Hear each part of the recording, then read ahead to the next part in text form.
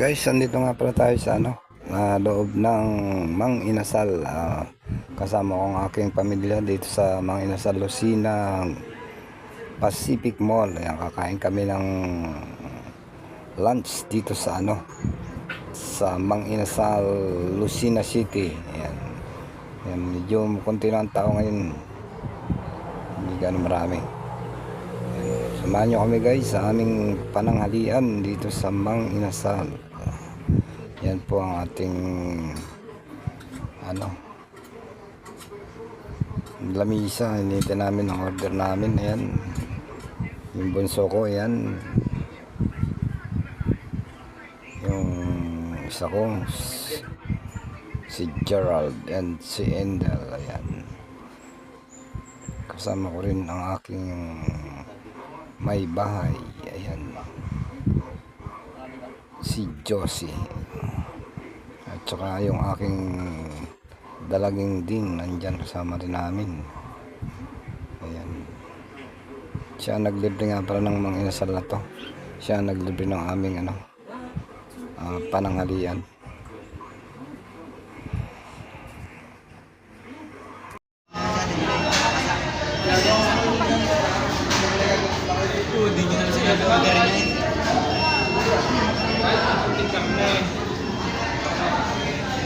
Yan yung aking dalawang kasama, yung si Gerald at si Bok. Medyo mahiyan sa camera ang mga yan, kaya tatakip ng mukha. Ayun yung misis ko, kasama ko rin, naka blue.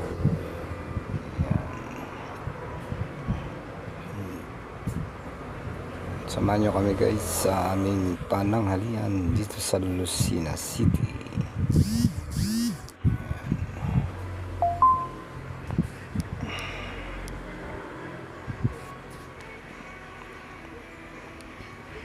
Hintay lang namin ang aming order dito sa lamisa. Medyo gutom na ang mga kasama ko dahil anong oras na kami magtatanghalian nito, dahil galing kami sa pagkuha ng ng national ID. Inabot kami ng alas 3 nang wala pang kain, kaya medyo gutom mats na mga kasama ko. Ayan, gutom na mga kasama ko dahil inabot ng hapon. Daming customer ng Mang Inasal.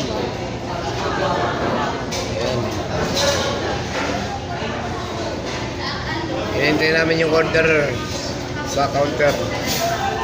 Wala pa kami makain dito. Yan, lamisa pa lang nandito sa harap namin. Hintayin natin yung order.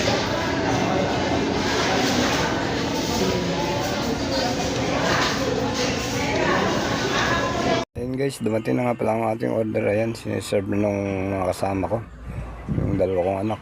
Ayan yung umorder sa counter. Bali, kasama ko din nga pa yung anak kong babae na si Judy Ann. Siya ang nag-sponsor ng aming pagkain na ito. Siya ang may sagot. Siya ang sumagot ang aming pananghalian, kasi siya yung may trabaho. Yung dalawa kong kasama na lalaking anak ko ay nag-aaral pa yan, kaya wala pang kakayahang magpalibre ng pagkain niya kasi walang mga trabaho pa yan. Sa lukuyan nag-aaral pa yung mga yan ng grade 12 at 4th year na yun ngayon pasukan. Ayan, ngayon kain na tayo guys. Andito na ating order. Kain tayo sa Mang Inasal Restaurant, Lucena City.